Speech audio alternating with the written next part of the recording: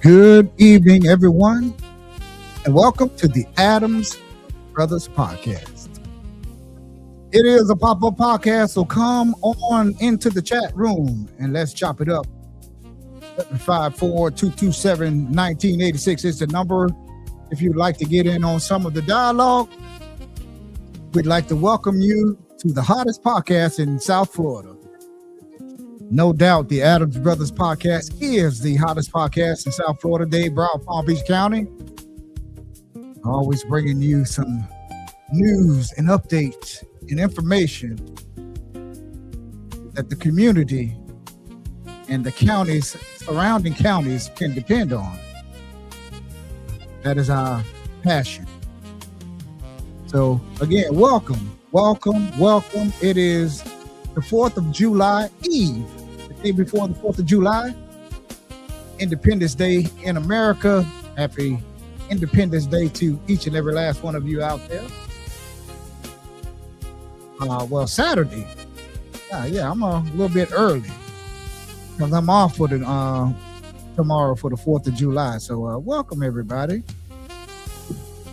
to our podcast. I'm gonna be on here for an hour or so, and then I'm gonna try and get off of here and start getting some things in order for our weekend. Family reunion we weekend. We have some family coming in town. We have a family reunion this weekend. So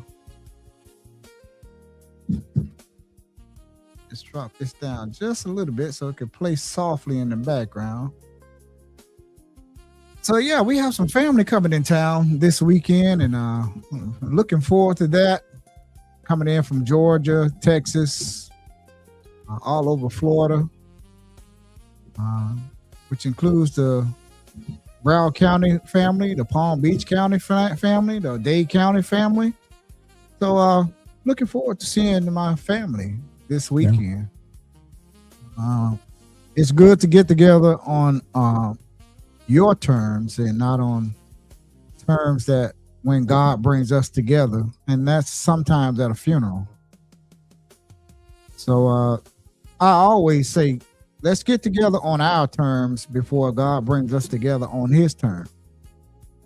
He sits up there and he watches everything that we do down here on this earth, and he'll try his best to allow us to come together on our own. And if we don't do that, he'll bring us together on his terms. And sometimes that is at a funeral. So let's get together. And I'm not talking about just my family. I'm talking about our family. I'm talking about your family. I don't care who you are, what color you are, get together on your terms. And if you got beef with somebody in your family, squash it.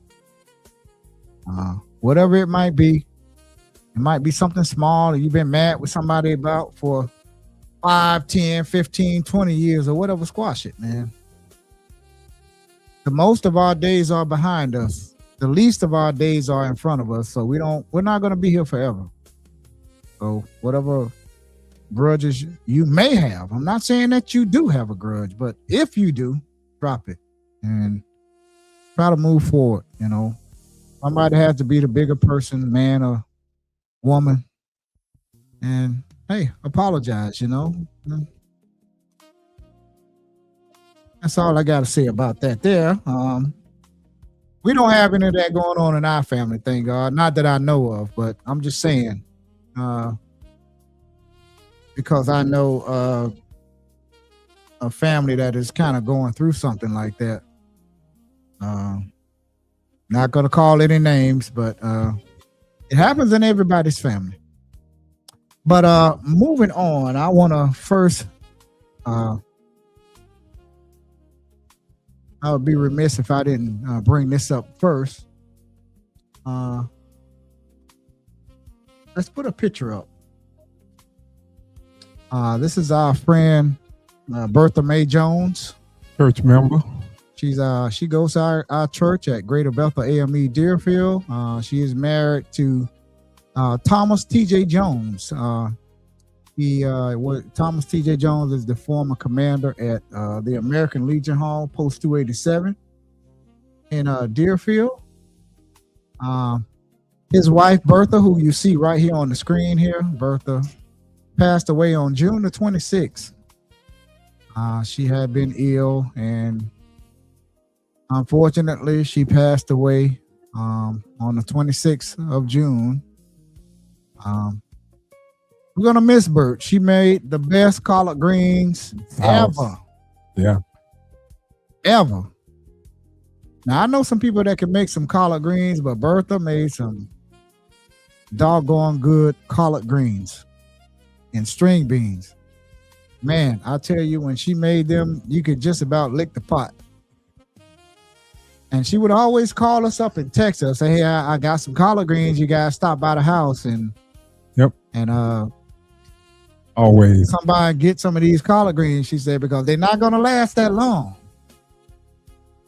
So, like I said, Bertha Jones, she passed away on the 26th of August. She was born, her sunrise was, she was born on October the 9th, 1953. And she passed away on June the 26th, 2026. And I believe was that she would have Monday been like passed? 74, I believe, if I'm not mistaken. Yeah. That was on our mother's birthday. That was on 26th, on Friday. Last Friday. Okay, she passed last Friday. Okay. Yeah. She passed away on the 26th. She would always come by the music booth at Greater Bethel AME Church when she came to church. And she was there usually with her husband, TJ, almost every Sunday. It's very rare she missed a Sunday. Yeah. She come into that music booth. Hey, baby. Just to say hi to us. She would, hey, babies. She would call us. And that's how she greeted people. She would always do that. She coming up there and either give us a hug. Yeah. As Daryl say, she would always call us, especially she would call us when she cooks a pot of sauce. She would always call me. She would tell me, say, bring your bowl. I would come over there and get something, or if she had a plate of food, she would call. So, like Daryl said, really gonna miss Bertha Jones. Yeah. Church member, friend, plenty nice. We sat up to that American Legion post, all of us just sitting there in our little group talking, and really gonna miss Bertha Jones. Gonna really miss her coming by the music booth at church. I know because we always, when we wrapping up at church, we always look right over there at her. Mm-hmm. She's usually coming. She might talk to someone, but she's coming right to holler at me and Daryl. Yeah.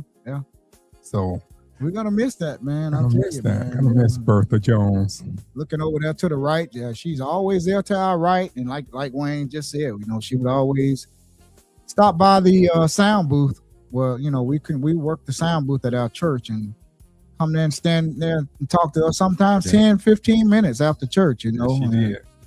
We're going to miss those conversations, man. Bertha was the nicest person that you would ever want to meet, I don't think she had an enemy in the world. Just an overall nice person, man. Really going to miss Bertha. Tentatively, this is the information that I got off of the funeral home's website. Her visitation is going to be on Friday, July the 10th, from 6 to 8 p.m. at Greater Bethel AME Deerfield Beach. That's 370 North Deerfield Avenue, Deerfield Beach, Florida. Again, that's going to be July the 10th, 6 to 8 p.m. at Greater Bethel AME 370 North Deerfield Avenue. For the visitation, and her homegoing celebration will be on Saturday, July the 11th at 11 a.m. at Greater Bethel AME Deerfield Beach, 370 North Deerfield Avenue in Deerfield Beach, Florida. 370 North Deerfield Avenue. That's Greater Bethel AME, our church. And the interment will be at the South Florida National Cemetery. South Florida National Cemetery, which is used for veterans of the armed forces. 6501 State Road 7, Lake Worth, Florida 33449. That's South Florida National Cemetery, 6501 State Road 7, Lake Worth, Florida 33449. So, Bertha, we're gonna miss you. I thought about her all last Friday, Saturday. Yeah. I don't know. She just stayed on my mind because she was such a nice person. Such a Always nice encouraging, person. always encouraging us. Yeah. Always. Yeah. Always encouraging.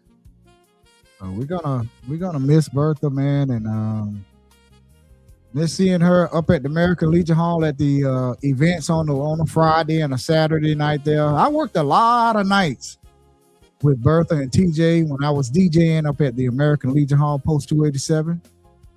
I was up there every weekend for about 20 years or so, Friday, Saturday, and Sunday. I would get there when I first started at like 5 p.m. in the afternoon, and I didn't leave till like 3 in the morning.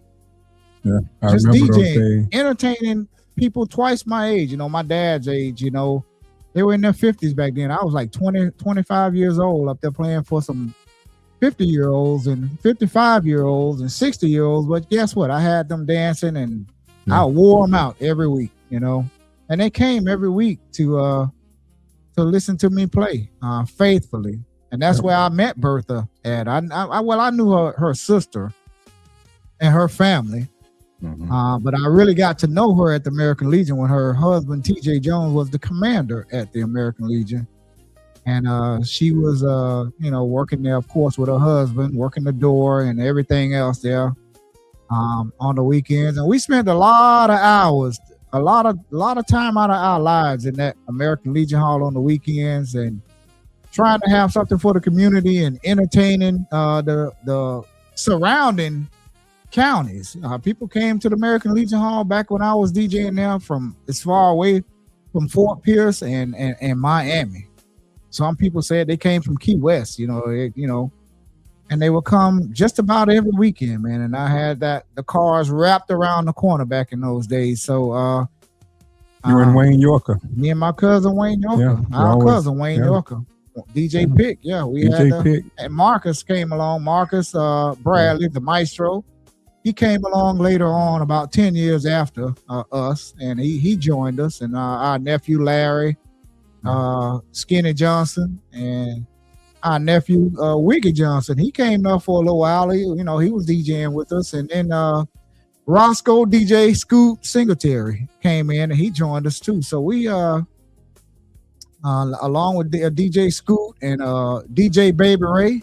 I forgot about DJ Baby Ray and Greg, Mr. G, Mr. G, Baby Rhodes. Ray. Baby Ray. All of us was up there with Bertha, back in the day.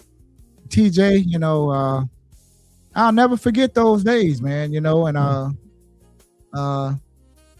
that's Bertha you see right there on the picture. And this is I think one of the last photos that we took. Let's see if I can make it a little bigger. Yeah. Okay. That's one of the last photos that we took together. Yeah. That's from left to right, that's my brother Jerry. You don't hardly ever see him, but that's Jerry. Of course, that's Wayne. There's William Barr down in front. Well, let me stay to the back. There's Sam Bryant. And then you see Bertha in the little white pretty dress down there. And next to her is her husband, TJ Jones, and me standing next to the pool table there with my hand on the pool table. That's me up front, and Terry Scott Sr. All That's white. Terry. That was all white. It was an all-white party event. that night. Yeah. Probably, I think that was about, maybe a year ago? I would, less than a year ago. I would probably say about 2 years ago. Yeah, about a year. I think it was about a year ago. Yeah. But yeah, I think this is the last photo that we took together. Yeah. And her best friend, Diane Wilson. Diane took the photo of us that night. And Diane sent us this photo. And her best friend, when you saw Bertha, you saw Diane. Yep. And Diane is taking it pretty hard. She said she wasn't able to sleep. And you can understand why, because everywhere you saw Bertha, You saw Diane. They went on vacation together. They went out to dinner together. They did everything together. Yeah. So and I remember that night. Yeah. We were up there having a good time that night, all white party. So that was the last photo I remember taking with Bertha right there. She always had a smile on her face. Her hair was always, low cut, fresh, on fleek. It was tight. It was always tight and well groomed, and she said what was on her mind. Now. She surely did. She didn't. She Everybody sure who did. knew Bertha didn't. She sure hold did. back So. whatever was on her mind. She would tell you. It was, that's how she was. I met Bertha probably around 1987. I was living in an apartment. Yeah. And she was living in her parents' house, so I was living, and I would see her sometimes with her kids. She would be walking her kids down the street sometimes, so that's where I met her. Yeah. I met her around 1987. Like I say, it was an apartment I was living in at that time, and like I say, I would see her. She was at her parents' house over by Reverend Ford's church. I believe that was her parents' house. Yeah. And I believe so too. Yeah. Yeah, she would always be. Her kids was real. I need to slide over Her kids was real. in this picture here Her a little kids more. was real small All right. at that time, and she would be like just walking. Some days she would be walking them. I would sit there even when her kids got up in age. I would just sit there, and I couldn't have been no more than about maybe 19, about 20. 19, 20 myself. So, and it was amazing to see her kids after they had grew up, just to be able to watch them as little kids when they were real young, and she was just walking them down the street. So yeah, that's where I first met her at. And we met each other back then, and she would always stop sometime and talk to me and my girlfriend at that time. And she always remembered that too. She didn't know I was that person until I told her. I took her back down memory lane here about 30 years ago, and told her, and she like, oh, okay, yeah, I remember you had the truck. Yes. So, yeah, we've been friends ever since then. So, like Daryl said, I'm gonna miss Bertha. Yeah, she was such a nice person, man, and I believe she had 3 kids. She had George Total Chaos McNeil. Total Chaos, he passed away it's been about 6 or 7 years ago. Total Chaos passed away, maybe a little less, but George Total Chaos McNeil was her son. Doggone good rapper. He made the song More Money. He was on his way. And Tutti Frutti, he sang in the background, Tutti Frutti Jump. I love that song. I used to play it all the time up there, and whenever I played her son's song in the Legion, she would always get up and run back there and start dancing, More Money and Let Me See You Tutti Frutti Jump. Total Chaos was rapping in the background, and George used to always come in and give y'all his tapes. Yeah, all his music that he would drop. He would tell us to play it, and I would always play his music for him. He said, man, just push this for me. I mean, man, sure. He would always come up and give me 5. And when George passed away, that took a lot out of Bert. It did. That took a lot out of Bertha. And we call her Bert, but her name is Bertha, of course. But that took a lot out of her. And she would come by the booth and tell us just how much that took out of her. Yeah. And then I would see her daughter, Lakeisha White, and she has another daughter too. She's gonna. I can't think of her name right off the top of my head. One daughter was in the military, I remember. I'll think of it here in a second. But she has another daughter too, I believe. Let me see if I can tell you what her daughter's. Anyone know her daughter's name? Put it in the chat, please. Yeah, if you know her daughter's name, and you're in the chat. Put it in the chat. We knew it. Yeah, I can't. I'm sorry, I can't think of her other daughter's name. Yeah.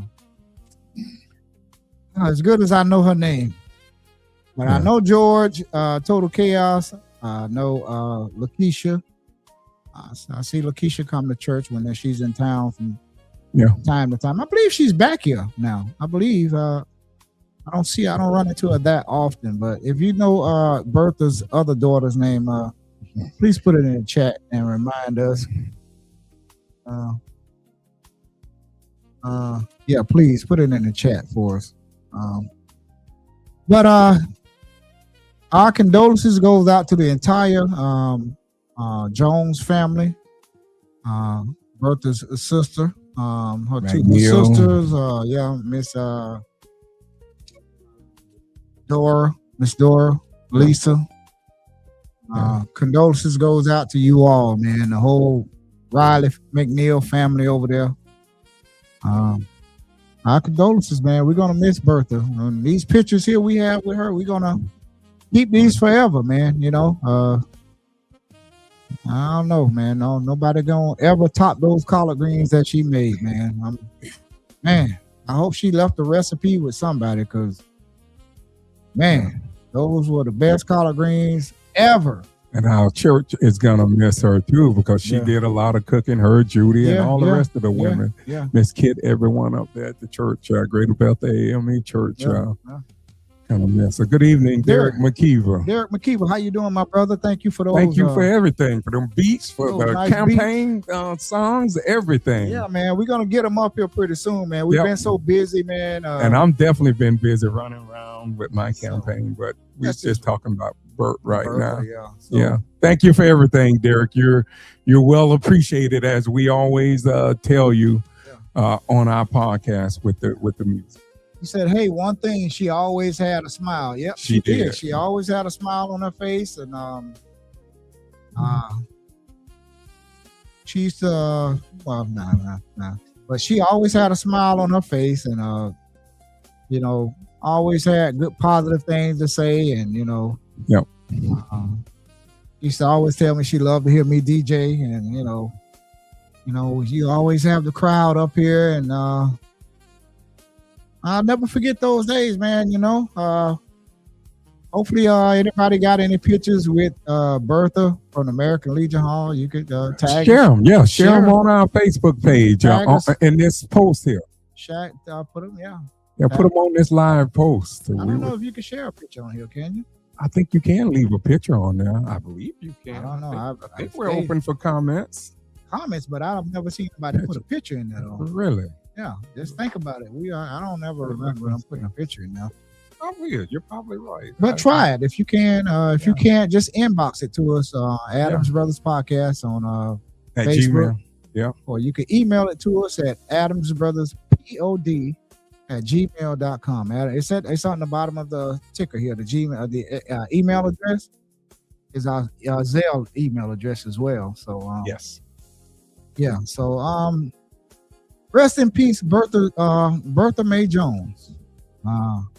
We're gonna miss you on this side, but we'll see you again on the other side some sweet day. So she's gone on to glory. Rest in peace, Bertha Mae Jones.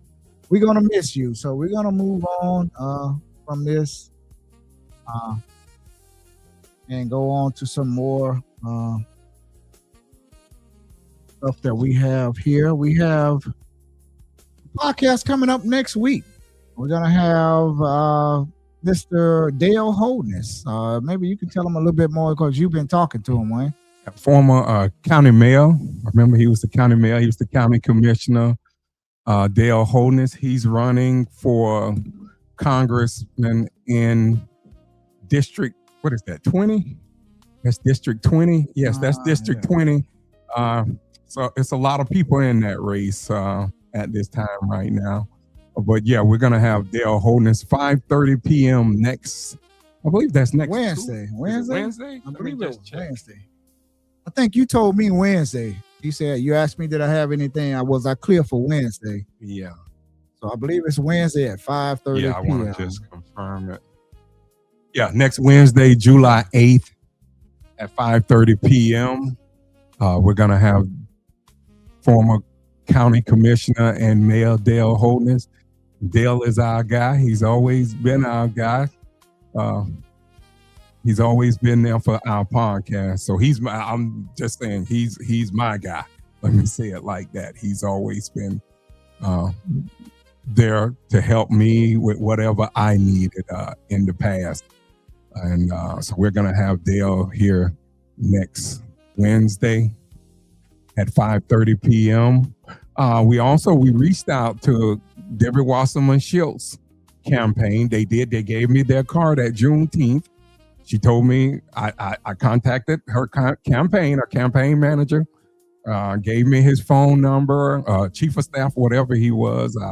At Juneteenth, I gave him everything. He gave me his email. I reached out to him. So, so I don't want no one coming on here. Well, why you didn't have this person? Why you didn't have that person? Y'all don't know what we do behind the scenes. So please, before you go there, just ask, have we reached out to them? Yeah. Don't just make a blanket statement like that, because we reach out to everyone. Whoever's running in that race, we reach out to Uncle them. Luke, we reached out to him. We've been trying to get him for months, but his people reached back out to us. So, but they follow up.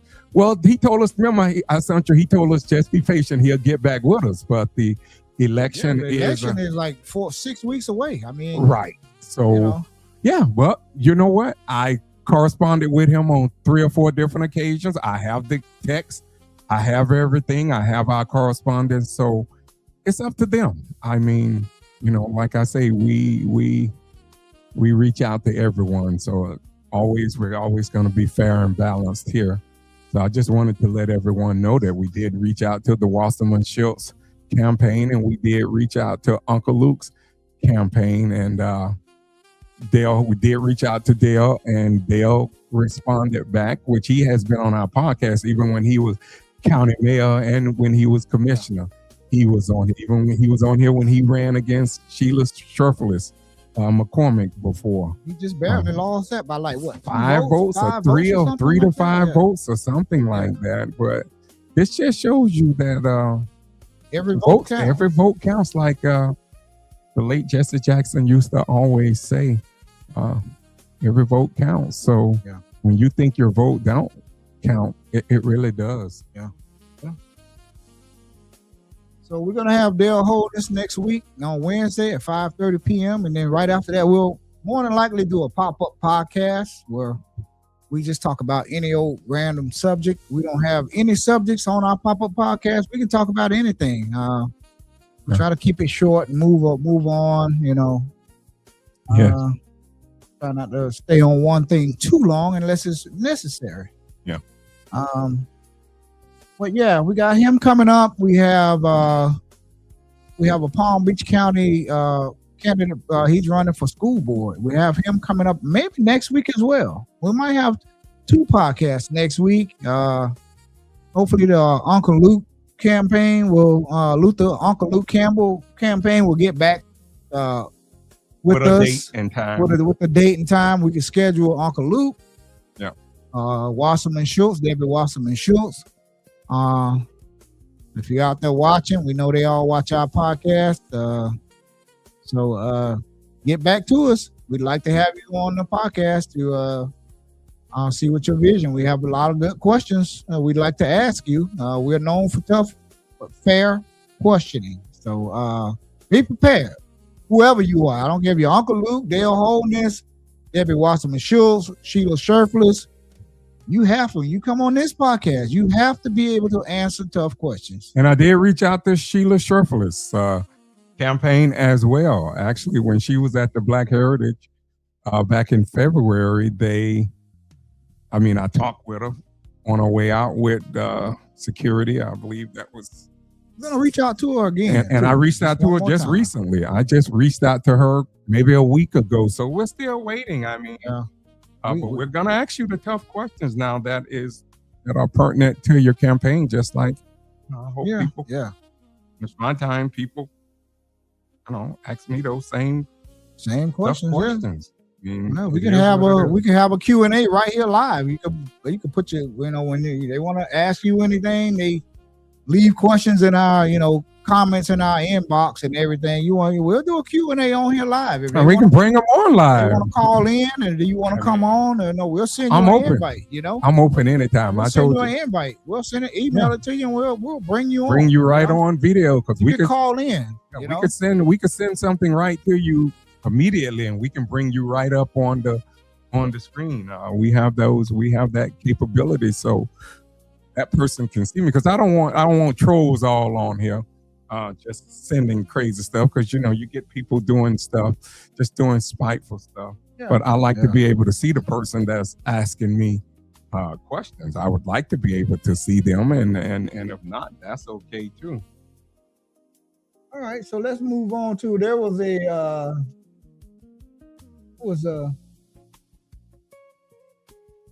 a budget workshop meeting. City of Deerfield Beach had a budget workshop meeting here just recently. What was it, Tuesday night? Yes, Tuesday at the Tuesday night. yes. So here's the revenue chart right here. There are sources of revenue that they get. As you can see, property taxes is a major source of revenue for the city of Deerfield Beach. And not only Deerfield, but every other city here in Broward County.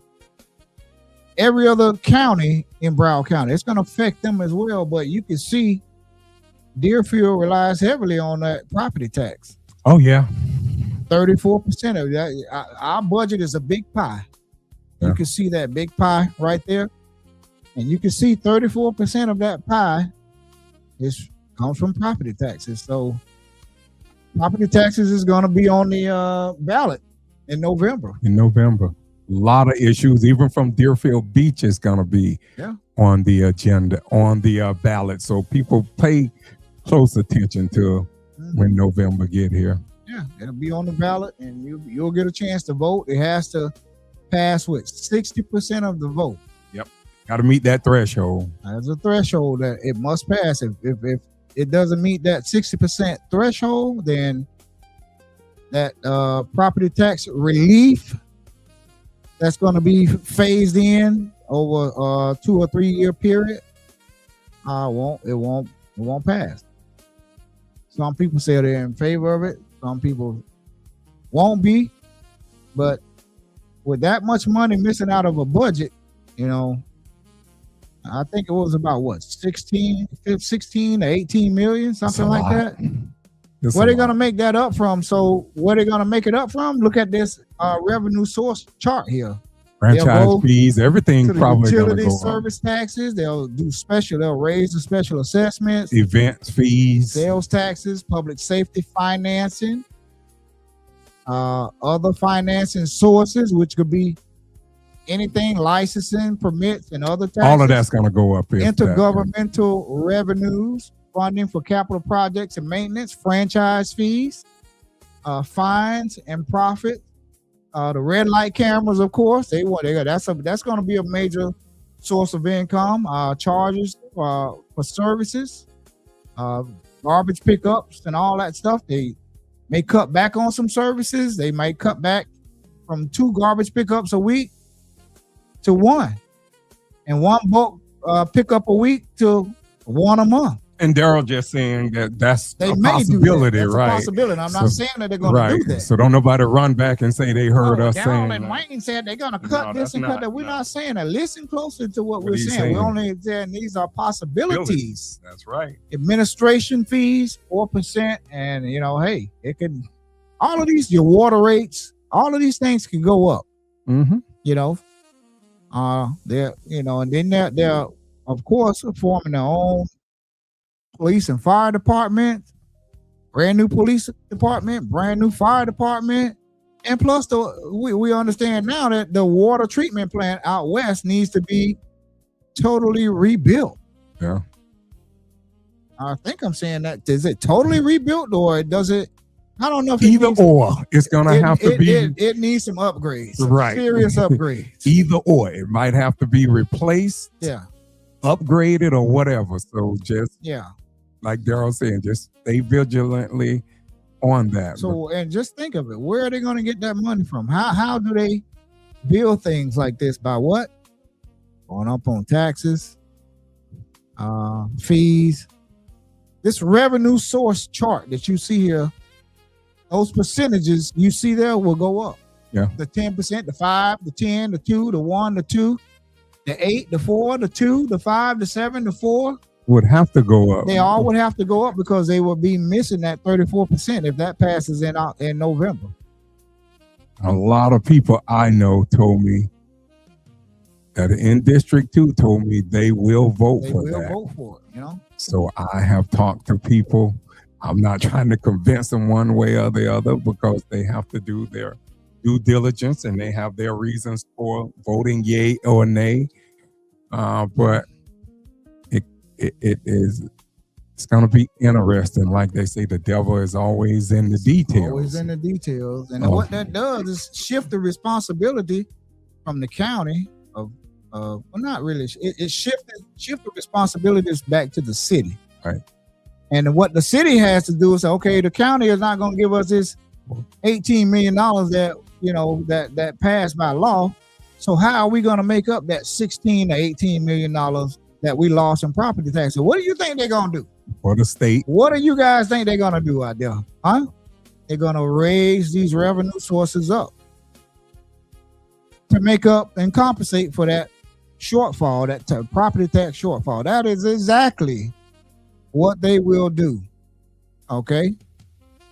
That is exactly And what some they'll people do. said they're glad. I mean, I heard a guy, the Cummins guy, got up the other night and he spoke at the end of that budget hearing, and he said, I guess he said, just paraphrasing, that he hoped that it does pass. Some people, like I say, I've seen people from every walk of life said that they want it to pass. I mean, Yeah, of course. you know, Some people, you know, they owe property taxes right now, and they're like, you know, I owe $6,000. I, you know, hopefully it passed, but you're not going to get that relief this year, even if it does pass. You still have to pay your taxes this year. You'll start getting some. I think it'll go up from 50,000 to 150,000 in 27, and then I think it'll go up to like 250,000 the year after that. you got to be going to own exemption? your house for like 2 years or something like that. Right. Thought I saw too. But yeah, what Daryl's saying definitely is correct. I mean, but just think about the people out there that I remember Chad Stevens was on here and he was saying he was paying about 14,000 in property tax. Yeah. So you think about people like that who paying that much money, that is a huge saving for them. Okay. So, you know, you just think about people who are paying more than that. Just think if they own their home. That's a lot of money. That is a lot of money to You have save. to- So why would you not vote for that in a situation, something that can Yeah. save you $15,000 to $20,000 a year? Why would you not vote for that? I mean, if you own your home, I'm saying, because you have to own your home to get it, if I'm exact. So if you own your home, why would you not? I mean, $15,000. Yeah, he said it was yeah, over 14,000. And if it passes, that will save Mr. Stevens over $14,000, maybe Right. closer to 15 this year. right. So you got to understand people like that, you know, that's paying that's a large amount of money if you're living on a fixed income. Let's say Right. $15,000. Let's say if you're getting a $60,000 a year, a $50,000 a year pension. Mm-hmm. So you're not going to get that 50 because you have to take taxes out on that. You may end up with that out of that 50. You may end up with 38 or 39, you know? But that's So still then a there's good $15,000 out of that 38 that goes just for property taxes. That's a lot. You have to get a part-time job just to pay your taxes. Yeah. You will have to work until you die. You know, I mean, that's just where we are right now, you know? That's just where we are. So it's gonna be on the ballot. Be prepared for your water rates to go up, your sewage rates. if go it up. passes. If it passes, Yeah. you know. And it's your water and sewer rates probably gonna go up anyway over years. Yeah. Anyway, Yeah. so that's. I mean, again, as Daryl said, they just said they got to build. They're gonna have to replace, upgrade, or rebuild the West Water Plant. I mean, we used to have an East, but they tore that down years Yeah, ago. they took that offline. So, Yeah. and I remember I was told back then that this new plant was up to date and was able to. It's a handle. reverse. It's a RO, which is reverse osmosis, and that was one of the most effective water treatment techniques that's out there. Reverse osmosis, and and it cost a lot of money when they first put it online. Yeah. So and it's been online now for about what 15 years now, that RO plant. Yeah. Or maybe a little longer. But yeah, it was online when we left there. It was reverse osmosis was online. So it's been about 16, 17 years. But now we're hearing that they need to replace it, So what was the price? Like I saw what was it? I think I have it on one of these slides Yeah. here. You're talking a lot of money to replace that. Let's see here. Let me take this down. Tony Rivera says the same issues happening here at the city he works for. LaWanda Pack said condolences to TJ and the family, auxiliary members, member unit 287. Yes, indeed. I don't know if it's on this chart. I know. I want to know I definitely want to know the price of what it would cost to. I know. Yeah, maybe you. I don't think I uploaded that one there, but I was taking a lot of pictures of myself, but I did leave. Yeah, my leg was bothering me. I left. Yeah, so I might have left during that time they put the spies up. Yeah. Hey Tony, by the way, hey Tony Rivera, how you doing, my man? Good to see you on here, man.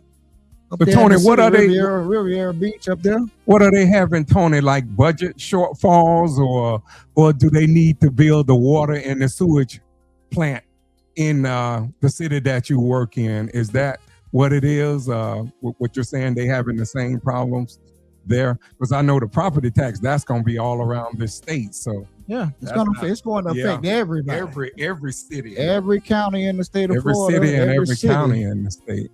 So not really the county. The county will still be getting that money, right? They just won't be giving it back to the city. People in the county that own their homes will be getting that same. Remember, they will be getting that same relief too. So it's going to affect not just the cities; it's going to affect the counties. Okay, Tony says a combination of both. Okay. Yeah. They look. The bottom line is they're gonna have to make up that revenue. Okay. That money they get from property taxes, they pay for public safety out of that. The teachers, the county uses some of that money for teachers and fire rescue, salaries and government employees' salary down at the courthouse and everything. Man, it's gonna be at every level. Combination of both cost to build a new water treatment plant facility. Okay, Tony. Yeah, and I'm looking here where it says sample 5. I'm looking at one of the pictures that I took the other night where it says sample 5-year CIP uses a fund. Sewer is going to be 15%, water 15%, economic development 10%, parks 5%, public works 30%. Public safety, it says here, 15%. General government, 10%. I thought I may have a picture here somewhere because I remember it was saying. I remember seeing 100 and something million, I think.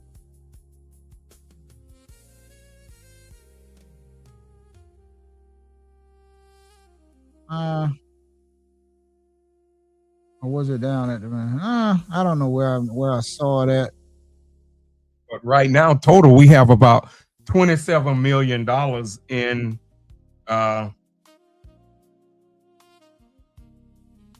outstanding debt service. It's $27 million from what Davenport said the other night in his presentation, in their presentation. Mm-hmm. Revenue bonds, we have $19 million. Clean water, we have $6 million worth of over $6 million. Revolving loans, $932,000. Capital leases, $721,000. With a total of $27 million. So, yeah, that. I don't know how that's gonna how they're gonna do that. They got a lot of money they need to find. Oh yeah, LaWanda, it's definitely definitely going to be on the backs of Yeah. local municipalities, and it's ultimately going to affect residents, just like even in Pompano, you know, they're locked and broad right now in trying to build the downtown area over near Hammondville Road, and it's really dividing a lot of people in the community there because they want to tear down the Pat Larkins Center, and it's going to be divisive here too, because I mean, you heard some of the speakers the other night, I mean, on a lot of the issues that was here. And I mean, for me, you know, I heard a lot the other night, and let me say this, as far as while we're talking about the budget hearings, the other night, which a new law would go into effect January 1st, 2027, which state of Florida has mandated with the DEI, like the Women's Day will be. You can't cover it. Can't cover it now. They can't fund it, rather. Or, and I think I saw the Black Heritage. That's on there too. That's on there too. They may not be able to fund that either. Well, according to Florida law, they will not be able to fund anything like that. Black Heritage, the Women's History Month, Women's History that they have out at the Tigner Center, all of that is going to be gone now. The Black Heritage, they won't be able to fund it. They won't be able to fund it or whatever. And I mean, they really think that that's fair? This that's DEI right? stuff they're going overboard with that. You know, it's like they don't want, you know, to fund anything that has to do with black history or black, you know, culture or anything. Or any minority culture. Yeah, they don't want anything to do with that. And anybody think that that's okay and that's perfectly okay, and you need to have your damn head examined. Because all I hear about all the time is bringing the people together in the city. How in the world is that bringing the city together? Because all I see sometimes, I be reading online, DEI this, come on, man. Y'all, they got to stop that type of foolishness with that. If we supposed to be a city of one here, because that's what I hear all the time. One city. We won Deerfield Beach. And I know this is something that came from the state. And yes, if you're talking about cutting waste out, I don't have a problem with that. But when you make a law that you can't even have Women's History Month, Women's History Month is not delegated to Black women. I mean, you got a lot of white women that were honored out there. Former Mayor Nolan and I heard Miss Freitag, she was very upset about it, because when you really look at it, it's crazy to even have that type of thinking. Like I say, you could if you want to cut down on waste, that's something else. I don't have a problem cutting down on waste, but now we going with this DEI foolishness, and it's for me, and I'm telling you, I'm a candidate for District 2, and I call it foolishness. So, and that's what it is, and I stick by that. It's a bunch of foolishness.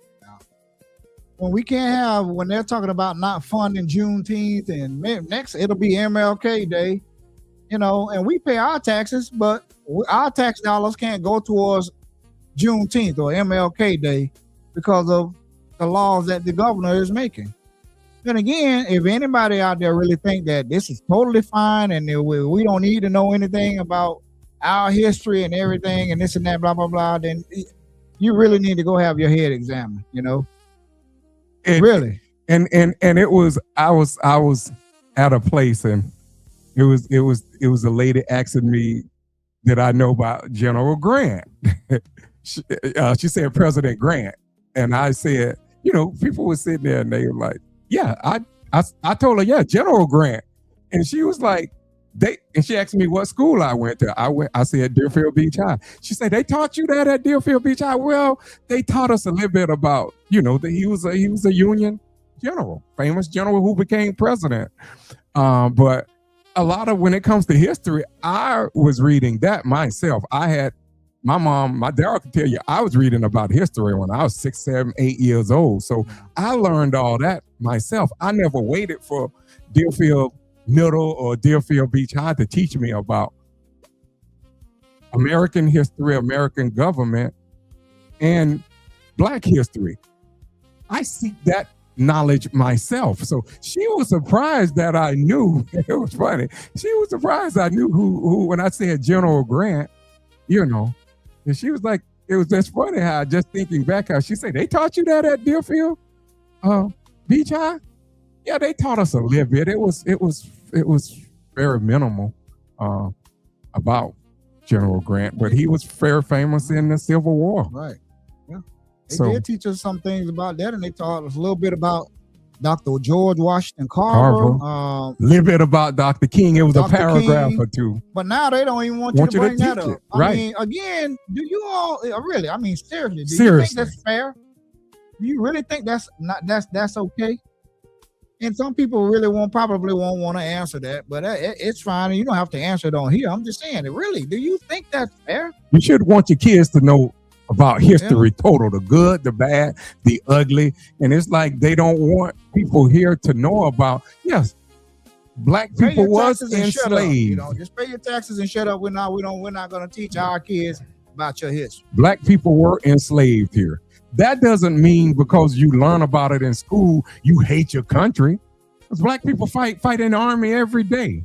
No. I mean, sign up for the military every day. But how they tried to phrase it like, because you're teaching kids to hate your country. No one taught me to hate this country. No one. Our parents didn't tell us to hate this country. They would never, ever say anything like that. My grandmother used to talk about her brother, Norman Guyon. Oh, yep. He was in the military.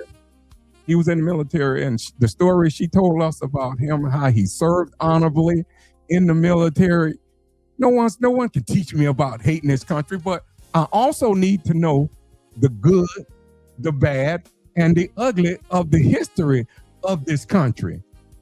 And just because you teach it to the kids doesn't mean that they're gonna hate this country. It means that they're gonna be more aware of the issues that's here and that we faced in the past, so that even if we're gonna face those issues again, but at least we can deal with it a little bit differently.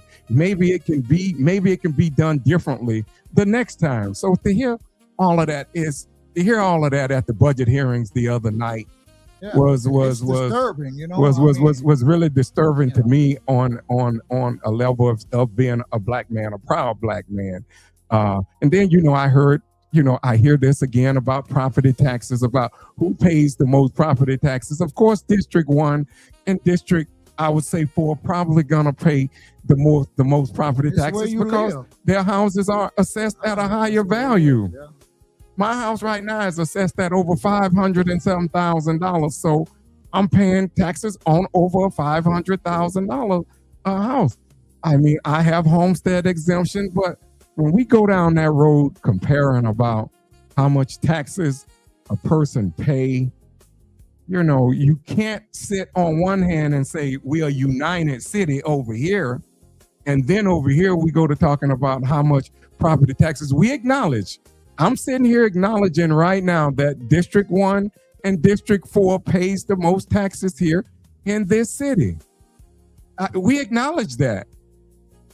So is that supposed to divide us? Is it? Because just let me know. I just want to know where I stand at in all of this.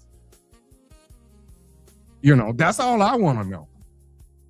All right. Let's move on to the police department. They talked a little bit about the organizational chart with the police department. They're going to start off with the transitional chief. They're going to have an executive officer, a professional compliance compliance intel with 2 sergeants. They're going to have a deputy police chief, which is underneath the chief, senior executive assistant, policy and accreditation manager. You're going to have, it looks like, 2 captains. One captain will be over investigations and support division. The other captain will be over the operations. Looks like they're going to have 6 lieutenants. 6 lieutenants, 3 detective sergeants, 19 detectives, a crime scene supervisor, crime scene tech, 2 crime scene techs, training staff, 2 officers for background investigations, unit PSA, property and evidence, payroll coordinator, In the other division, they're gonna have, like I said, four lieutenants. Looks like 2, 4, 6, 8 patrol sergeants For each shift. That's for each shift. Yeah, Yeah. two for each shift, I believe. Look like 3, 6, 9, a total of 3, 6, 9, 12, 15 corporals, and 16 patrol officers per shift. That's what it looks like. So you have like 16 units patrolling the city, with a sergeant, 2 sergeants, which is 18, and 1 lieutenant, 19, and I think it may be 1 captain. So you have like maybe 20 units available. And that's what it looks like to me. I'm not a police officer. I'm just looking at the chart here. So that's what it looks like. This is the organizational chart that they put up the other night at the budget workshop. And of course, they had one for the fire as well. So let's see if I can pull up the one for the fire.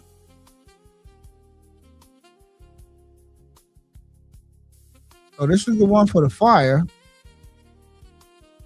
Looks like you're gonna have a transitional chief. Gonna have a transitional chief, executive admin, deputy fire chief, assistant chief, that's going to be over administration, EMS chief, a training chief, captain in EMS, a captain over training, billing payroll specialist, fire marshal, one fire marshal, and 4 fire inspectors, assistant chief over logistics and fleet, a captain over logistics and fleet, fire equipment aid. And then you have another assistant chief that's going to be over the battalion chief, fire captains, fire lieutenants, the driver engineers, and the firefighters. 81 look like 81 firefighters and 24 driver engineers. So it looks like it's going to be 183 firefighters all total, right down here at the bottom. How many did I hear you say? How many BSO deputy? I mean, not BSO. I'm sorry, but Deerfield policemen was it going to be? I didn't hear you say the number. I'll have to go back and look. Let me go back to the BSO. Leave that one up. I could just add it. Yeah, I just wanted to know the total number because that's what I was looking for over here in my notes. It looks like 149. And I saw that being questioned the other night. They were asking how they were going to do that with 149 people. BSO had 158, I think. I think 150. Yeah, those 51. Questions were asked. 56, I think. 56 or 58. And I heard they wasn't going to start hiring. This is what I'm hearing until April of 2027. This is what I'm hearing. They're not going to start actually hiring. And I don't know. It's just what I'm hearing until April of 2027. They're not going to actually start hiring those people, whatever may be for budgetary reasons. I don't know. I'm just speculating. So, but you can go back to I just wanted to know. I see 149. I know it was in my notes. I just wanted to put that down. That's what it's showing on that chart. 149 and 183. Yeah. And it's showing 183 firefighters. So actually, they were saying, you have to go back and look at. I can't remember everything that they said. I didn't take all those notes, but I think it was a little bit less than what BSO has right now. But then the city manager came on and said, actually, it's about the same as something. Now I forget what it was, but which we knew that all the time. Yeah, So, and they were also saying too, Daryl, not to cut you off, they were also saying that people in the audience and on the dais at the budget hearings, I believe Commissioner Shinesky and maybe the mayor was asking about the salaries. We still don't know the salaries of the officers that's going to be working here. I mean, we don't know the salaries. it would be nice if they could have had at least something up to show the residents what are the proposed salaries of these officers, the low end and the high end. I think that's important that the residents know that. Boca Raton starts off at $91,000. And I heard the mayor say something, or he was either the mayor or the city manager, that if an officer, let's just say if an officer leaves Boca and he's making $90,000, I'm just saying, if I remember right, that he was saying that that officer would come here, not going to start at the low end, but he would start at that high end of probably of what he was making previously, because he have the experience. And Right. and I can see that. I mean, I I'd be can making the same amount of money Yeah. coming from Boca back to Deerfield. I can see that. But Especially, Boca doesn't have a Florida retirement. They have their own pension plan. do they? I So believe. they're not in the Florida retirement. I think they have their own pension plan. Okay, so they had it like Deerfield used to Yeah, have theirs. yeah. Okay, yeah, because they were. I know. Yeah. Okay. 'Cause I I know. Ask Kim. I know these officers here are going to be in the Florida retirement, which they are entitled to the drop. Am I in the Yeah. in the FRS? Okay, so yeah, they will be entitled to the drop when that you go in for that like 5 years. But yeah, that a lot of people in the audience was saying at the budget hearings the other night that we need to know the salaries, and I agree. I was sitting right in the audience the other night, and I agree myself that it would be nice to know how much they're gonna make. I mean, it would be just nice to know what our officers that are gonna be working here for us are gonna make. We would like to know that. I think the people would like to know that. And even the mayor said it would have been great if they would have had a chart up with the salaries on there. If I remember right, again, if I remember him saying that, because there was a lot that you had to indulge the other night at the budget hearing. So, Yeah. And they do the budget different now. I mean, even Commissioner Clark Reed, former state representative, former Deerfield Commissioner Clark Reed, called in, and she said that to a lot of people don't like it this way. A lot of people don't. Just they can do it this way. Just give us more backup material to look at. That's all I ask. I think the public is entitled to more backup material that they're seeing. The public needs to see too. Be entitled to that same backup material so they can make informed opinions or decisions themselves. That's just my take on that. Going back again, I'll let you go there because you had the slides up. I don't know if you wanted to put the No, slides I up was again. done with the slides. Yeah. But yeah, the budget hearings the other night, I mean, So my source just told me that Boca Raton has their own 401k, their website, only sheriffs in the state. Only the sheriffs in the state only have the Florida retirement. Okay, so Boca has their own pension plan. Okay, yeah. Only the sheriff's department and troopers have the Florida retirement. So the Palm Beach County Sheriff, They're with the Florida retirement. they're with the Florida retirement, Yeah. and Broward County Sheriff, we Florida know, are retirement. with the Florida retirement.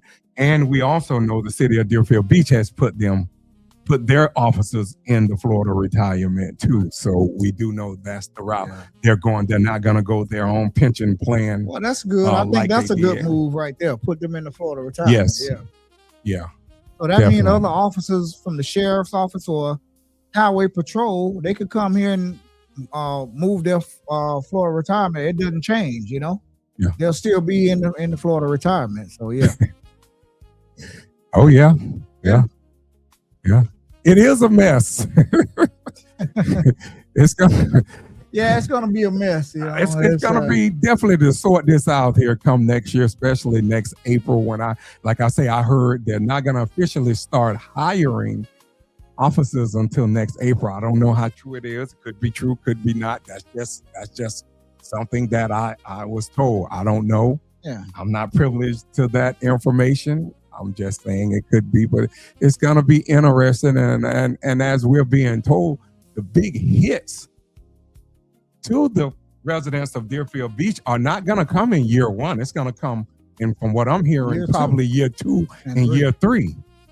That's when you're going to see the big hit, and that's when it's going to be very interesting here to see how that is managed. I hope I'm gonna be sitting on the commission. I ain't gonna say I'm hoping I'm gonna be sitting on the commission, but it's a lot that goes into that too, because they have a charter review tonight at 7 o'clock. So we're gonna get off of here in a little bit, so we can wrap this up, and then I'll let you talk about some of the little chatter been going on. You know. Yeah. Well, we have a lot. I mean, because we still have a lot. Wow. Also, I wanted to say the governor did not veto the pavilion at the Oviedo McKeithen. So they're going to have the coverings over the basketball courts. And I know we saw Mr. Hertz said the other day that he also vetoed the museum up at Sullivan Park. I hope at some point we can get funding for that Sea Museum that's up there. I hope we can get everything that we wanted here in Deerfield Beach. Hopefully, at some point, I was reading earlier on Pompano, a lot of line items. Pompano got a lot of line items vetoed by the governor. So it happens. But yeah, it is a charter review charter workshop tonight, Thursday, July 2nd at 7 o'clock. And I think they're going to make a decision tonight on whether to put on the ballot to move the elections from March to November. And that is very interesting. Well, they never wanted to do it before. Well, people wanted to do it now. For all those years. People wanted to do it, but the commissioners were not really in favor of doing it. And but I believe in letting the people vote. But if that does happen, then the commission, we're being told even the city attorney said that whatever, that could keep commissioners in office all the way up until 2028? Yeah. For another year and about 10 months? Yeah.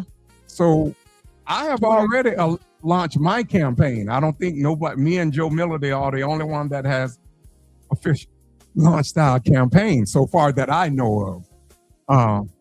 But that would be a huge setback for them to all of a sudden, I feel like, sabotage by putting the election back. Yeah, I can see let the people vote, but the people, if they do that, which I believe they are gonna do, and I believe that is probably one reason why I call the person my soon-to-be opponent have not filed, but I also told that they were late. That person is a late filer anyway, but it's a reason that person did not file, because that person knows something, and that's why that person did not file. So they have a lot of, as far as the height restrictions. So it's a lot that's gonna be on the November midterm ballot. People stay very vigilant to everything that's gonna be on that midterm election concerning Deerfield Beach. It's not just gonna be the Congress and the state.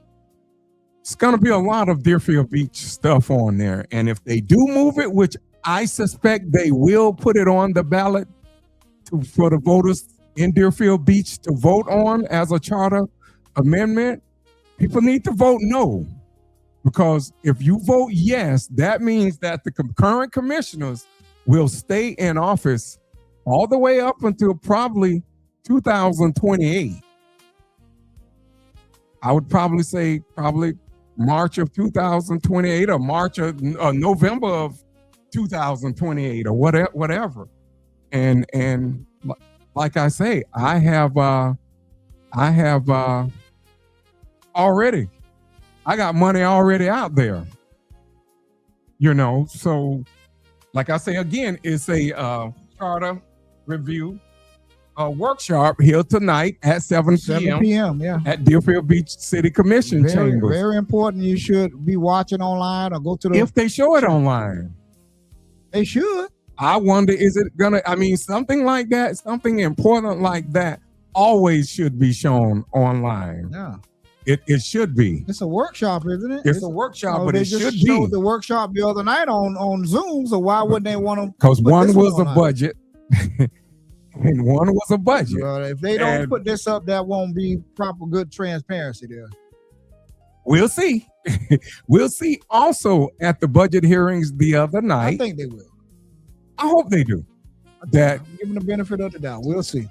Juneteenth, they propose the Juneteenth proposed budget for 2026 and 27 request is $70,000.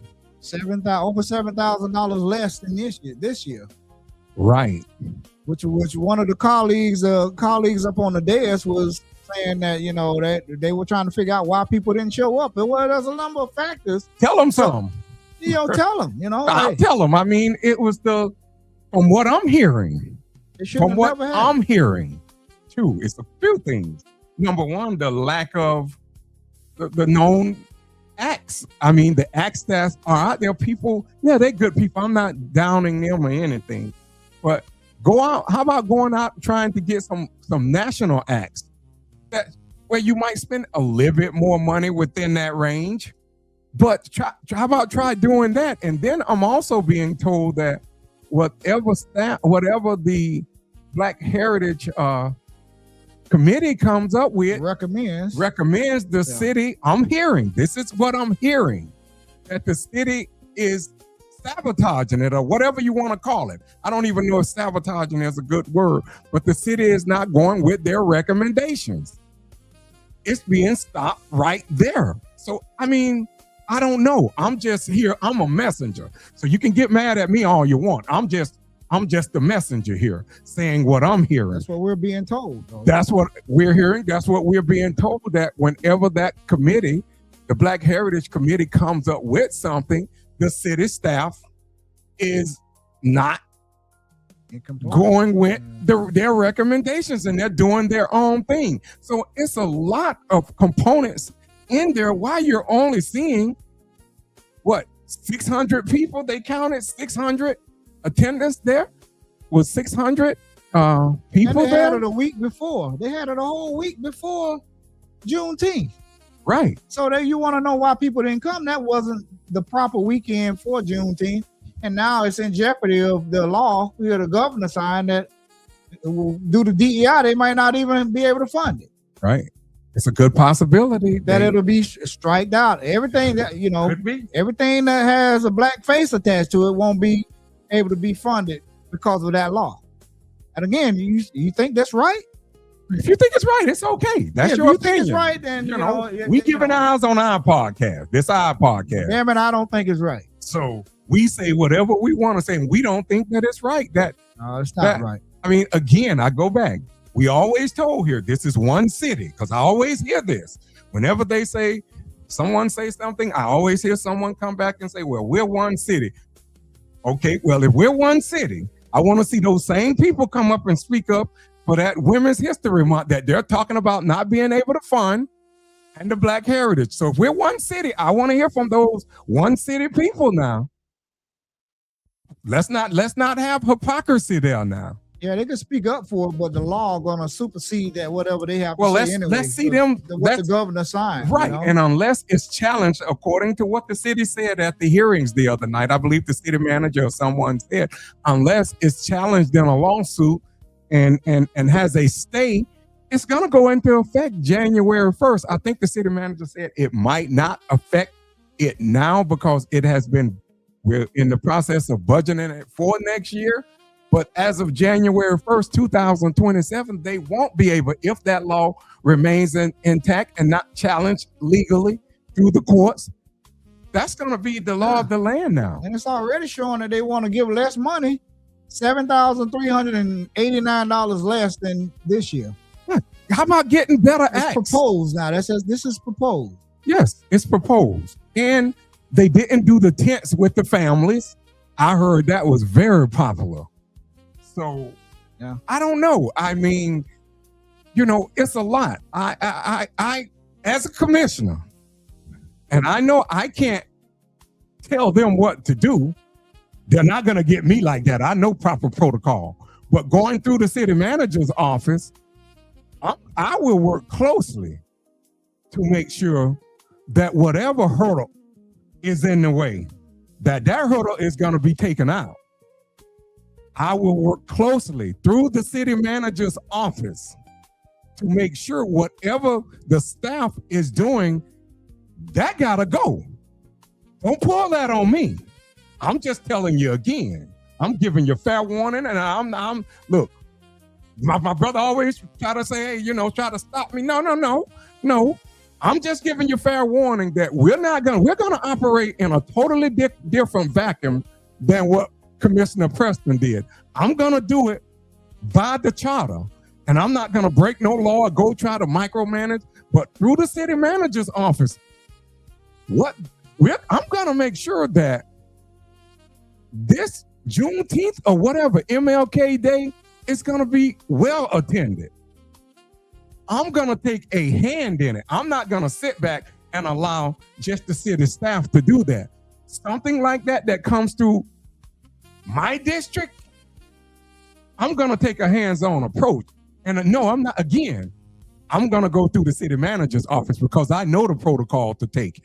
You're not gonna be able to try to get me and try to say I'm going directly to staff because I already know I worked there before and I know they can't do that. But I'm gonna take a more hands-on approach, what I'm saying, through MLK Day, through Juneteenth. And I'm gonna make sure that, and it can happen because I'll just be getting there. So yeah, it can happen next year. It's probably gonna be waxed next year again. I don't know, I hope not.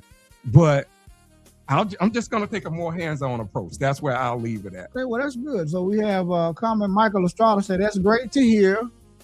Deerfield should treat Juneteenth as a flagship event for all of the city residents. It should be the biggest one in Broward and bring in folks from surrounding cities. There's so much potential to grow, and it really has to be a money making event.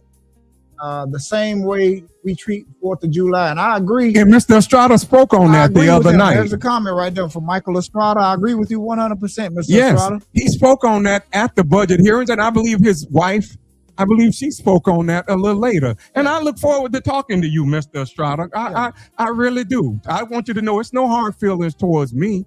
I mean, I'm going to be the commissioner for everyone. And I look forward to talking to you. I think once you talk with me, you will see what type of person that I am. But you're absolutely right, Mr. Estrada. Yeah, This can be a great affair. And I just think the commissioner that sits in that office has to take a more hands-on approach, not micromanage, but you have to take a more hands-on approach when it comes to MLK Day, when it comes to Juneteenth, when it comes to events like that. You have to, because if not, it's gonna fall right back on the commissioner, because all I heard was people out there saying Commissioner Preston is not taking a more hands-on approach. And hey, that's for others. However Commissioner Preston does things he does things his way. I'm not here to criticize him because, like I said, he's been good to me and my brother, to me and my family. He's been good to us. But I'm going to do things a different way when elected. Anything in my district, I'm going to take a more hands-on approach. That's going to be me. So are you saying that you're going to take a more hands-on approach? Yes, I'm going to take a more hands-on approach. And I'm saying that in Juneteenth, in MLK Day, you're not going to come out to some foolishness. You're going to come out to a great event. That's what's going to happen. Some people are going to have to get off their behind and work. You know, you're going to have to get off your behind and work for those, or for whatever, not just that, but for every event, what I'm saying. The people are going to have to take, whoever the commissioner is in their district, take a more hands-on approach, because that's what I plan on doing. That's what I wanted to say. Yeah, I mean, there's nothing wrong with being hands-on. Hey, you can't, like you say, you have to go through the city manager's office, but at the same time, you can sit in on some of these meetings. Yes. You can sit in on some of these advisory board meetings, just as as an observer to observe and take notes, and this and that. You can do these things. And when staff have their final recommendations, yeah, if I see something on there that I don't like, you can see exactly what's being said. Then I'm gonna veto it and recommend it. I'm gonna veto it right there. Go back to the drawing board, because I refuse to put a lackluster event on out there. I refuse to. I refuse. I'm not no big bad wolf, but anything that goes, I'm a representative of that. And the last thing I want to do is something on my watch go through where people called it shameful. Yes, it was a good event. Look, the city did, the staff, look, you did a good job. I think it could have been better, and that's all I'm saying. It's constructive criticism. That's all it is. All it is. Nothing, the staff, all I'm saying, in the future, under my watch, you got to work harder. You got to do a better job at getting quality acts, national acts. I want to see national acts. I'm saying that right now. I'm laying that on the table right now, that I want to see national acts within the range of the dollars that are allotted to us for that event. That's what I want to see. I don't think I'm asking for nothing much. No, it's not. That's not asking for too much. Like Mr. Estrada just said, it should be at the same level as July the 4th. Yes. Okay. And the money that what they're proposing for 26-27, as you can see right here on the screen, $70,000. That's $7,389 less what they're proposing for this next year. Okay. And Commissioner Preston and one of his colleagues up there were going a little like back and forth about the money. Commissioner Preston said it should be more money spent. Right. And I agree with him. It should be more money, not less. Yeah. So according to this chart here, they are proposing to spend less money because maybe they thought maybe it didn't know not that many people showed up. Well, think of why not that many people showed up. Ask yourself why. You had it a week before Juneteenth.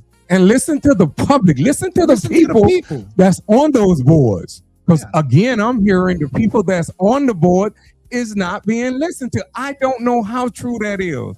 I'm just telling you what I'm hearing. We'll get to the bottom of it. I promise you. Well, we're going to get to the bottom of it when I get elected. Because again, that can't fly. I'm just saying, like I say again, that's not gonna fly with me. And if that's the case, me and staff gonna clash. If that's the case, that me and staff will clash. Because what I saw at the Juneteenth was totally unacceptable in my standards. From the events that I saw in the past, totally unacceptable. And I'm not saying no one did. I'm not crapping on staff. Again, I'm just saying we're gonna have to get busy next year or the year after, whenever, because I know I won't be there come June. I'll be there Juneteenth, but whatever is in place, we got to do better. Mr. Estrada said, quick question, who will be y'all's top act you'd want to see at Juneteenth? It could be anybody like Belle Biv DeVoe. Maybe New Edition if they price is right. Affordable. In Vogue, some person like that. Maybe. I wish we could get Sade. I know that would be way too expensive. That'll cost some money. Yeah. Some jazz people I would love to see because I love jazz. Bonnie James. Kenny G. Kenny G would appeal to somebody. Kenny G would appeal to everyone in this city. Yeah. Definitely Kenny G. I love Kenny G. And like I say, Kenny G appeals to every ethnic group. I mean, to watch Kenny G is something good, but you want to bring out, Mr. Estrada, you want to bring out people, you want to bring out something that everyone would enjoy. Can relate to. Can relate to. I like to see some of those groups from the 80s, like Journey, if they're still together. Yeah. Who's a country guy that sang Tennessee Whiskey? I love that song, man. Yeah, a group like Journey. Bring and another act. Someone, another group, another R&B group. Let's try to mix it up. A jazz. Bring someone gospel. Yeah. Just have some gospel stuff. But we just can't, because some people don't say they don't want to hear secular music. Okay, but I'm just saying what I want to hear. I want to hear groups like Daryl said, like I wouldn't mind Journey. I wouldn't mind Kenny G. I wouldn't mind Anita Baker. Yeah. I heard she retired. I wouldn't mind someone like Usher. Usher was here when he was with New Beginning. If people remember, Usher was here at the festival here about 25, 30 years ago. Usher was here in a group called New Beginning. And he always said he wanted to come back to Deerfield Beat. And his brother too. His little brother was here. I think it was Lil D. Lil D. I think that is his brother. He was on the Lil stage D. with us. I was DJing out there that year. Yeah. Let's bring some people here that's gonna bring everyone out, and just gonna be a mixture of getting everyone out. If that's truly the mission, if that's truly the mission, let's do something like that. Let's see how much Kenny G costs. Let's see how much someone like Anita Baker, Bonnie James. We'll assist you if you need some assistance from Kim us. Waters. We'll be more than happy to assist you. You got a lot of jazz greats like Kim Waters. It's so many different people out there that we can bring here for the festival. But it's again, let's try to get some of the contacts that they had doing Smokey Robinson. Yeah, you're right, Mr. Estrada. I would love Diana Ross. I would love to get Smokey Robinson here. Definitely.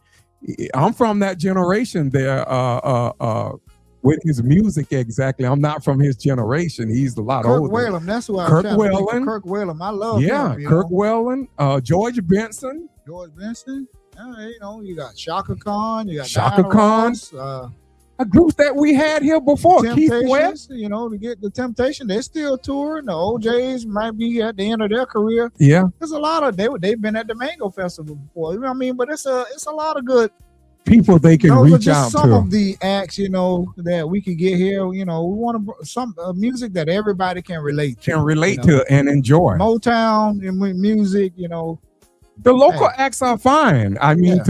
But get at least 2 main event acts and just have the local acts heat the crowd up as usual. Let our little local groups or whatever shine. But let's at least have one, even if we just spend on one great act for that night. Let's have one main event. Let's do something different than what we have right now. Can't keep doing the same thing and expecting different results. You have to do something. Michael Bolton, Michael Bolton, yeah, absolutely. I like Michael Bolton. Simply Red. I love all of these. Yes, groups, Simply Red, Old Red. Holding back the years. Yes, Culture Club. Culture Club, if they're still touring, they're still touring. Get somebody like that. I would have loved to saw Wham back in the days when George Michael was alive. When George Michael and Andy, I think his associate Andrew, can't think his name. I was a huge Wham fan. I would have loved to have seen Wham back in the days here, because they were someone that. Hall and Oates, if they're still touring. Hall and John Oates, someone like that. Any of those. We're just throwing names out there. It's just some names that Mr. Estrada that you wanted. Yeah, we could just throw names out there all day long. We love all the 80s and 70s, 80s and 90s, and music. Everybody can relate to that music. So Dolores Aaron said Michael Dolores, Bolton. she just had a birthday too. Hey Dolores, happy birthday again to you up there in Savannah, Georgia. Thank you for tuning in. So absolutely. That If it's anything else anything in the chat, Mr. Estrada, that you could think of that needs to be mentioned, I mean, anyone in the chat, if it's anything else that we need to mention, we're trying to cover as much as we can, because we know it's 4th of July weekend. Yeah. And they're going to have the fireworks on the beach. So you know to get there early, because you know they're going to let the bridge is going to be in the down position. So all the boats need to be wherever they're going to be. They're expecting over 107,000 people on Deerfield Beach. Let's just hope the weather hold out, because they've been talking storms here, and let's just hope that weather hold out. We're having our family reunion event this week, so starting tomorrow night. So we hope the weather holds out for our family events that we members of our family plan so diligently for the last year. Looking forward to our reunion. Looking forward to seeing all of our families from different states across, from Texas, from Georgia, from the North, from New York, from different places. That's going to be conveying here to Florida for our family reunion, our family gathering. And like I say, I hope everyone also have a 4th of July. We might Happy take them to 4th the of beach July. They might want to go to the beach. You never know. You never know. Yeah, we spoke of the charter review, and it's also a commission meeting next Tuesday. Also the commission meeting next Tuesday. And like I say, the charter review starts at 7 o'clock in Deerfield Beach City Hall. Definitely people watch what the recommendations are tonight. That's going to be important to watch. That is something very important. And devil is in the details, just remember. And people of Deerfield Beach, get more involved in your community. You just can't sit on the sideline and complain, sit on Facebook and whine about this and about that. More people need to get involved. And before I also wanted to say this.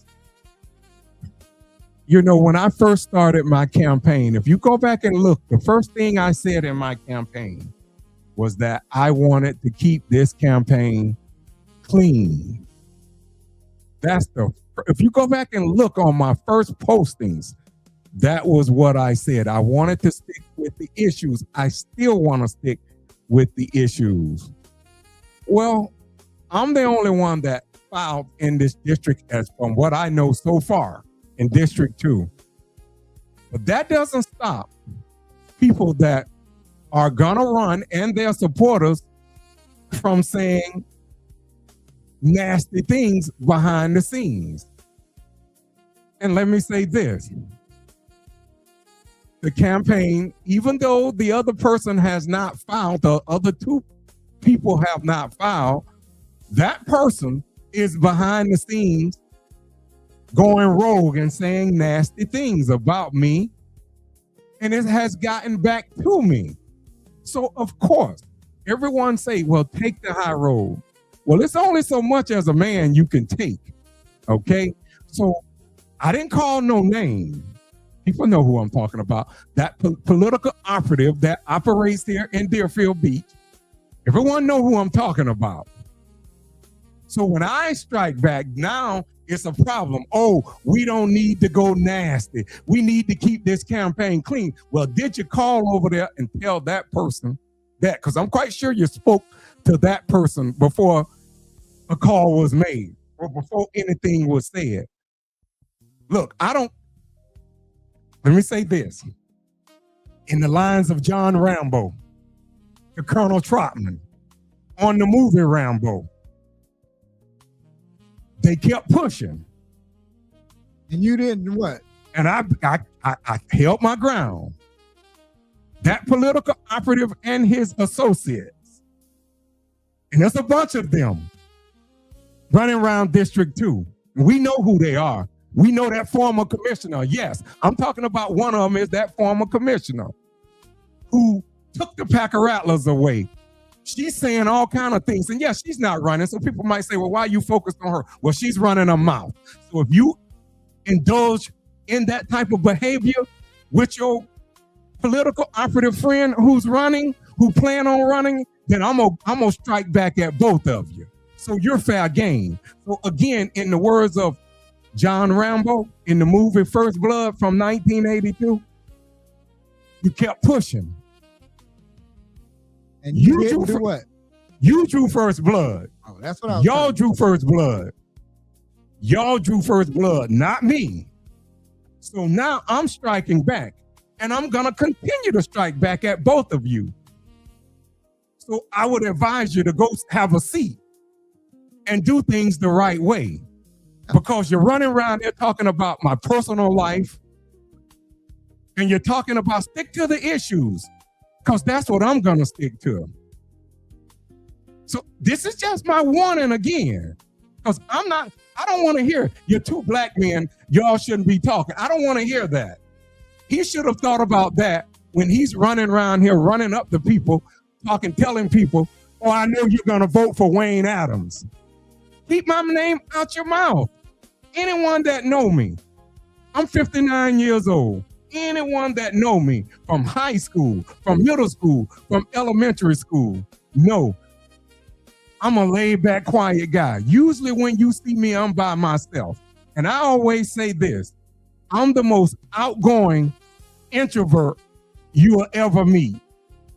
I don't talk about people. I don't go around putting people in my conversations. My conversations are about money, enhancing myself, bettering myself as a person, bettering this district as a whole, and bettering this city. I don't have time to go sit and talk about who someone dating, okay? Or talk about me running and talking about, you don't trust me. Well, I don't trust you all. And I think the people of District 2 on March 9th, 2027 gonna speak, and they're gonna show that they don't trust you, that political operative, and his associates and their brand of politics. Let me hop in here for me. And I just want to say that. Let me finish now, because their brand of politics is antiquated and trying to go behind the scenes. And I'm quite sure they're gonna win and did every background check possible about me. You're not going to find anything. Never been arrested, never been to jail, never had a traffic ticket, never. And go and ask anyone that went to school with me. They'll tell you Wayne was the most, and still is the most quiet, laid back person you will ever meet. But as I say here again, y'all pulled that on Commissioner Preston. And so when I say I'm not Commissioner Preston, I'm gonna strike back at you. And I don't want to hear about we all black. I don't want to hear that. Because first and foremost, I know I'm a black person, and I didn't want to take that route. And I still don't want to take that route. The issues and who can manage and run District 2 is the issues. Who can move this city forward is the issues. So I know you're gonna run back and tell that commissioner, that former commissioner, because she already told people she don't trust me, and I know she don't like me. But the thing is, when I see her, I still have respect for her, and I still speak to her. Well, let me jump in here for a minute, just for 1 second. And what he's saying is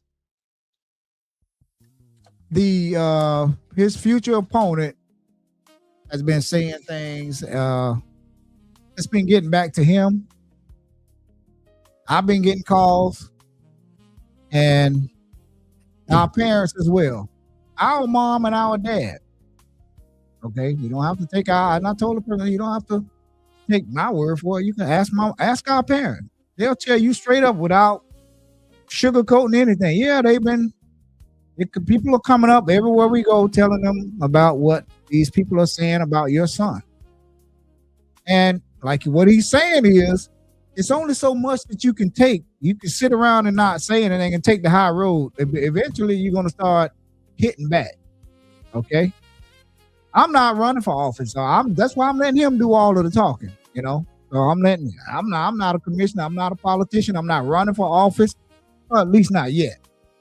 I'm not running for office. For what? That's what he's saying. You can only sit back and take so much. So to the other people that's over there, maybe you might want to stop saying things publicly, and maybe you're saying them to get back to him.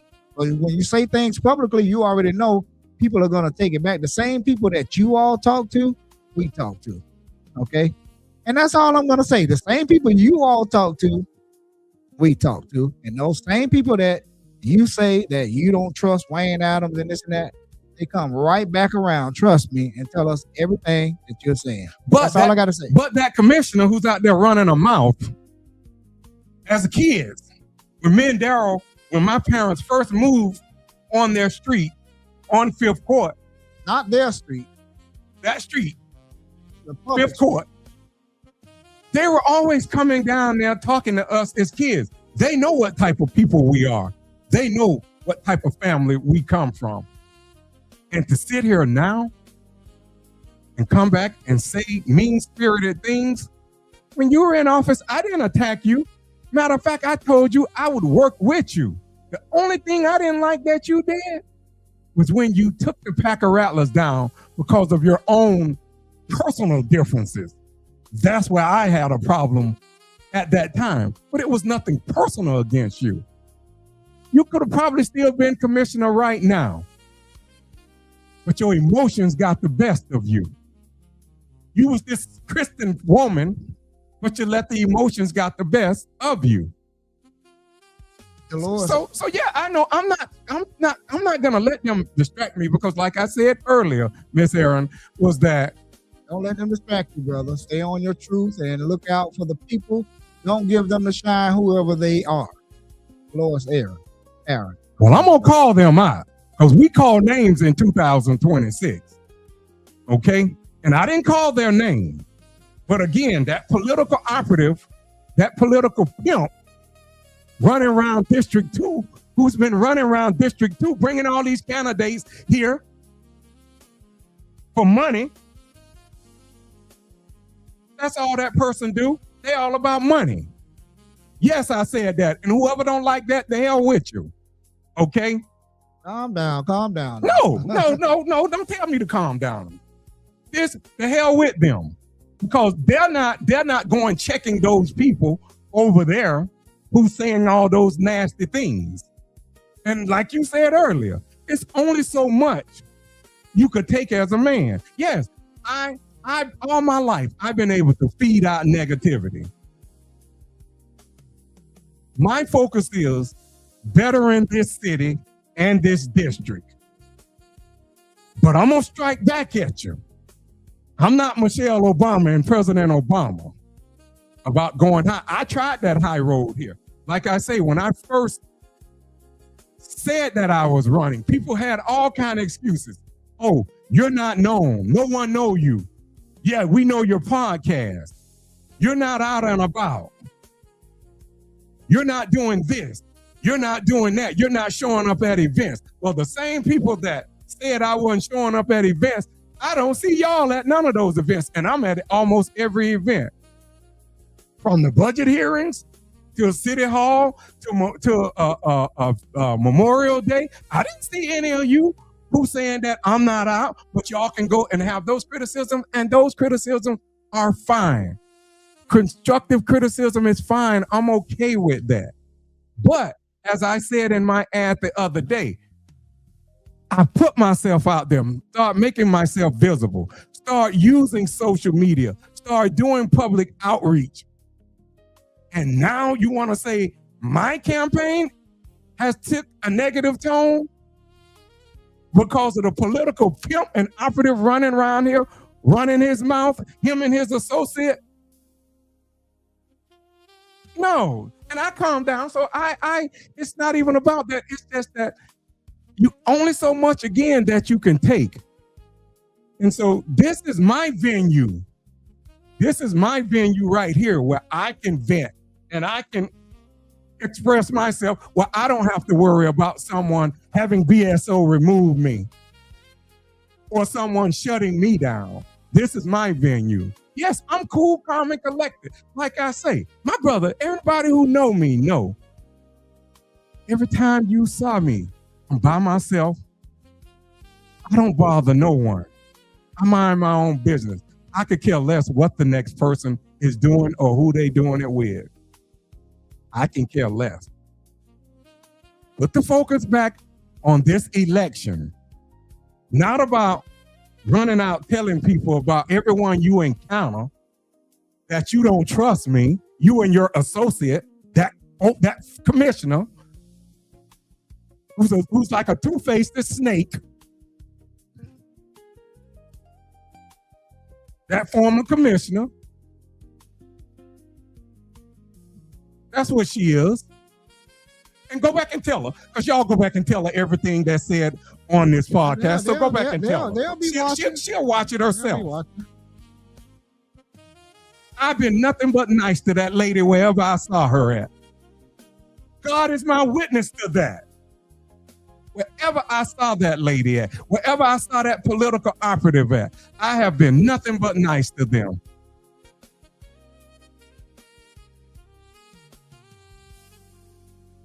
All right, you want to wrap it up? So it is what it is with them. Look, again, they kept pushing. They drew first blood, not me.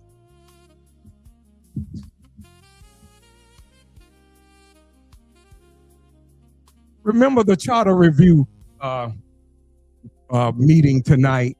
That is going to be going on at Deerfield Beach City Hall. It's going to start at 7 o'clock. Hopefully, it's going to be shown in 10 minutes. They have the live feed up right now. So the live feed is up right now. That's what I was pointing. Is it on YouTube? Yeah, I didn't even see you pointing. Yeah, so the live feed is up right now for the charter review. I see 2 people sitting in there. People watch this. Watch this very closely. Watch this. Everything they're putting on there that we're going to vote on. The devil is in the details, so continue to watch. People continue to stay relevant and visual in this city.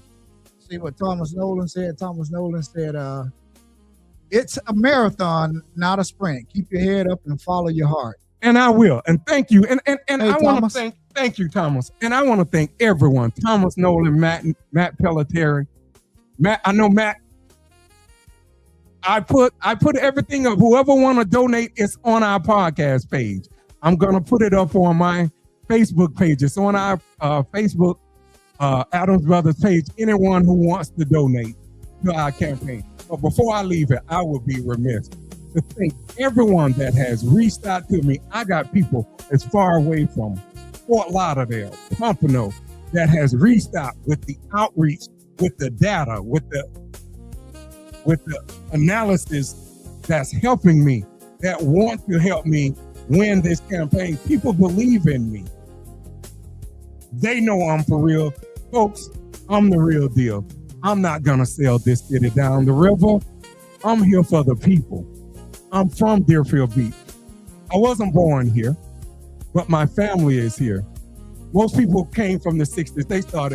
They were born at either Pompano or Fort Lauderdale Hospital. But I've been raised here all my life. My family has been here since 1913. Every decision that I make here in this city in the future is going to be based on prayer, for one. Prayer.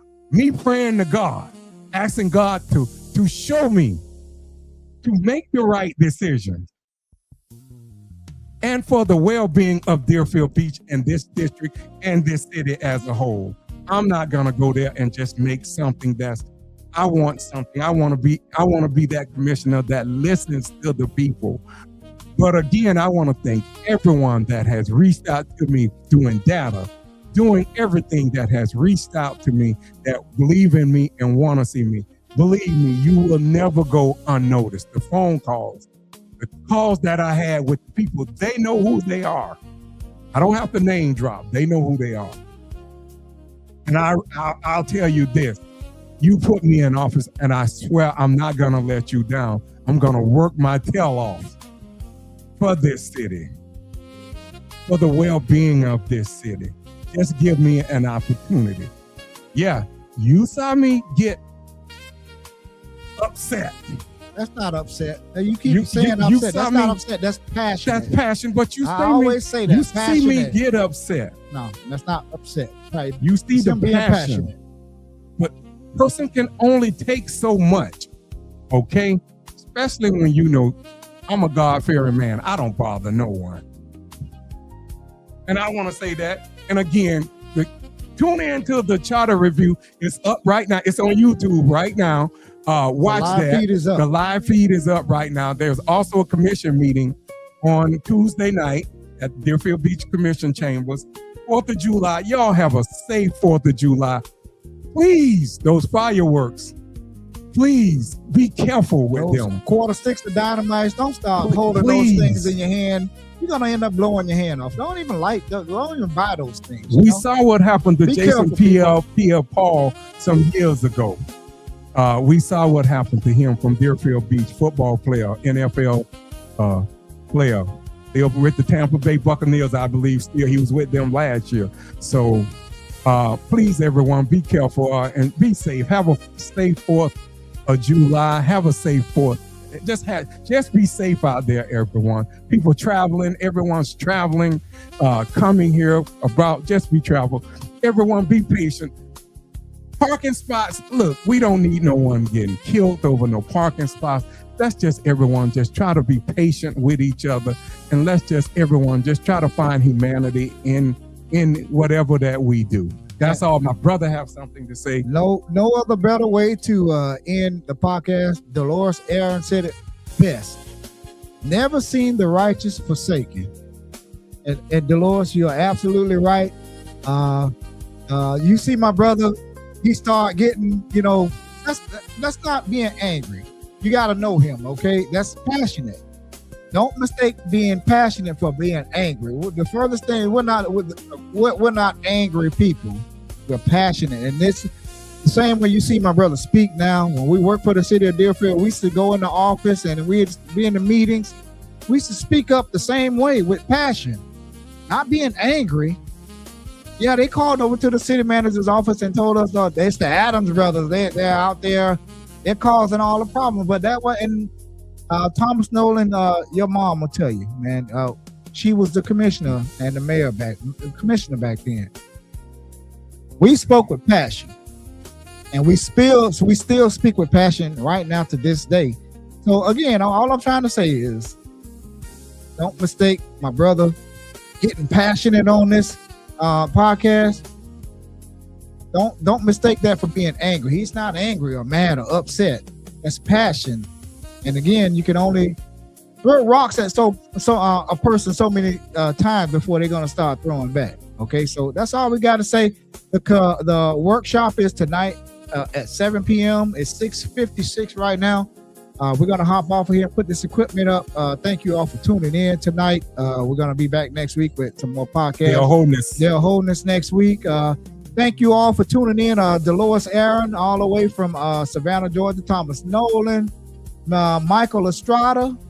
Who else we had in here? Tony Rivera, LaWanda Pack, and Derek McKeever. Thank you all for tuning in. Yes. Here tonight, man. We were this evening. Stay involved here in this we city. really appreciate everyone. you all chiming in for wherever you are. You all could have been anywhere else in the world. Yeah. A million other places, but you chose to be right here on the Adams Brothers Podcast, the hottest podcast here in South Florida. Thank you all. We love you all. And guess what?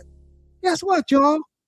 There's absolutely nothing that you can do about it. Also, check out our sister Sarah Peterson, Bottoms Up Podcast.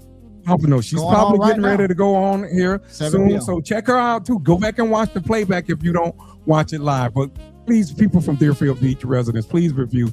Please go to the live feed and watch the Charter Review. All right. The devil is in the details. Yes. The devil is always Good evening, everyone. Have a good night. in the details. Thank you, Dolores. Again, never seen the righteous forsaken. You said it best. Thank you all for watching. Good night, everybody, and thank you. Have a blessed 4th of July weekend with your family and be safe. Good night, everybody.